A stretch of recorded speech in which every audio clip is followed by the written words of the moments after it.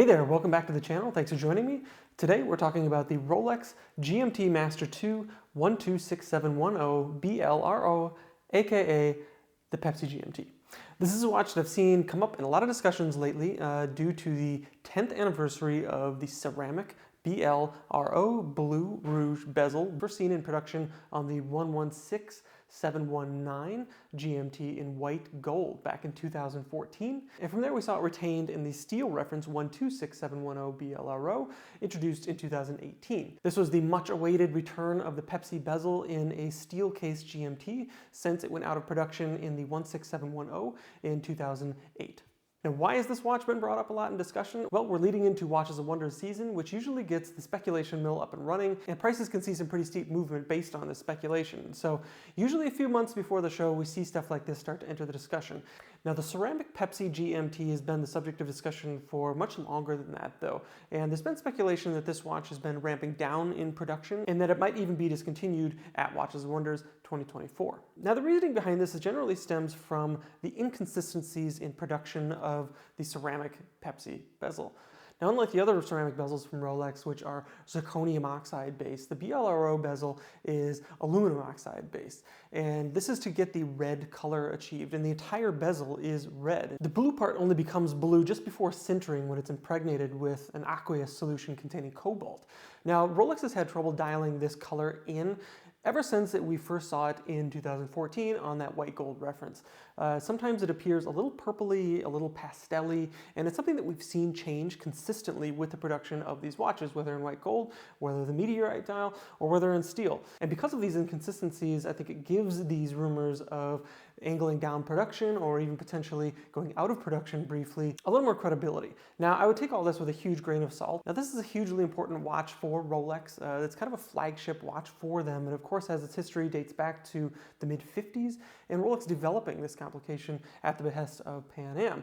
And the GMT has become somewhat of a ubiquitous complication today. Now, because of all the speculation, I thought it might be a good time to take a look back at the 126710 BLRO, why a change in production might make sense for them, and what it might hold for the future of this reference altogether. So in 2018, Rolex brought the Blue Rouge BLRO bezel into the steel case in this reference, and it was initially offered only on a Jubilee bracelet.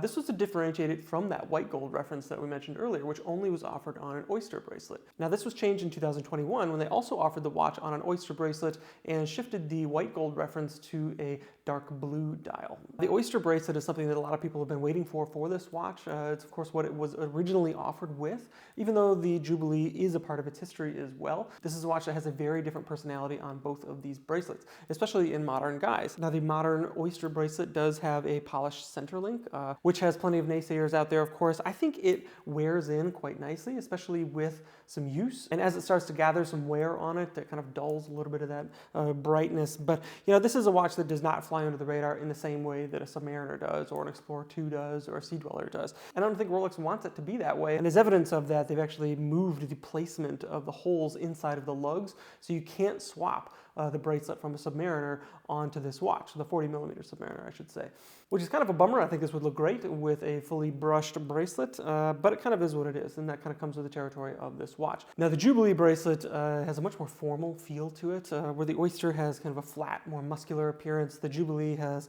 a slightly more formal, silky appearance and feeling on the wrist. It's a very comfortable bracelet. Now, having both of these bracelets with the watch is a little bit like having two different watches because it just wears and looks so differently on each of these bracelets. But overall, I think you can't go wrong with either of these choices here. It's a very comfortable watch overall. This does get the same kind of muscle case that was ushered in with the 6-digit references, and that move has been criticized by a lot of people that really enjoy the subtle feeling of the 5-digit references from Rolex, and I certainly get where they're coming from there. It is a drastic difference, even though the diameter might read the same on paper. There's a lot of extra material there that's not quite accounted for in those measurements. That said, it's not that bad, and I think the watch still wears overall really well. And if you took this watch in consideration without ever having seen a 5-digit reference, I don't think you'd find a lot to complain about with this. It's very comfortable, it's very practical to use, of course. There's high contrast, it's great legibility, all that kind of stuff that we know and love Rolex for. It's all here, and these have gained a little bit of flash in the process of filling out their cases a little bit more. But as I talked about in the Daytona review, Rolex seems to be circling back to some of their roots a little bit more. We saw the slimmed out lug in the Submariner, we saw the Daytona Daytona go to the ring around the bezel and those sharper hour markers. We saw the red writing on the bottom of the Sea Dweller. So it's fun to think about this trend potentially taking hold in the GMT collection. Would we see a slimmed out lug come to the GMT? Will they size it up to 41 millimeters at the same time? I think all of those things would make a lot of sense and are kind of on the table here. But I think the biggest thing that they need to sort out, and I don't think they will switch over to a new reference until they do, is getting the colors on the bezel locked in. And I mentioned some of the inconsistencies with really getting a blue that's vibrant and reads as blue. Now, some of the late production models of this can kind of read as a Coke bezel at times in low light situations. And there's really not much blue there unless you're looking at it in direct light. Now this is somewhat similar to the early reference 6542s with the bakelite bezels, which had a very dark upper half of their bezel, but this veers a little bit into the purple territory that I don't think Rolex intended. Now we recently caught wind of a patent that was filed by Rolex last year that makes mention of a new method for adding color to these bezels. In that patent, they specifically reference red and black, which has many of us speculating about the return of a Coke bezel, which was last seen also in the 16710 generation. But if they found a new method there, it could also say a lot about what they intend to do for future production of the BLRO version of the bezel. So it wouldn't shock me to see the watch go out of production for a short period of time for them to get that sorted and maybe bring the Coke bezel back in the meantime.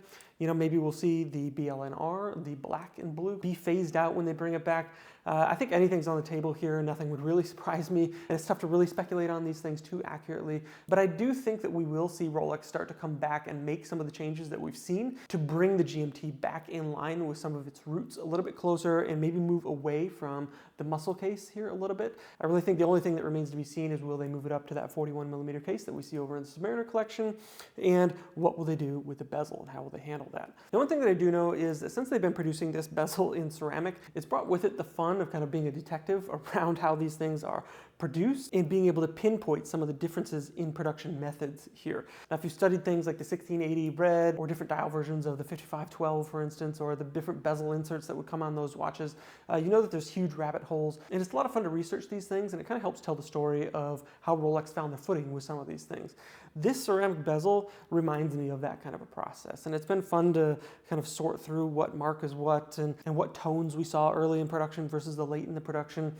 I know it's not perfect, and the irony here is, of course, that the ceramic bezel is meant to not change ever in its life. It's kind of why they went to this material in the first place. Now, they haven't been able to dial the colors in exactly the way that they want, but they, of course, stuck that way forever because it's done in ceramic. And I think this is a fun thing that will now be recorded for future generations.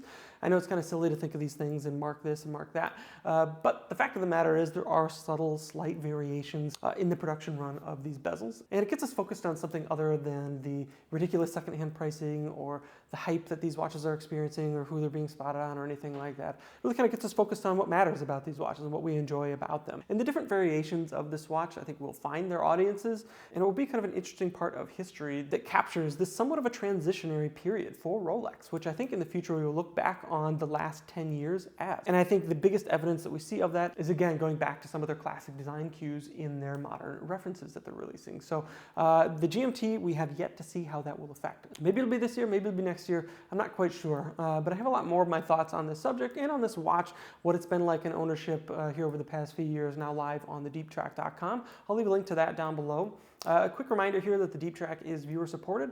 I'll leave a link to our Patreon down below as well. If you enjoyed this content, now's a great time to subscribe, and leaving a like and share really helps out a lot as well. Thanks so much for tuning in. Until next time, take care.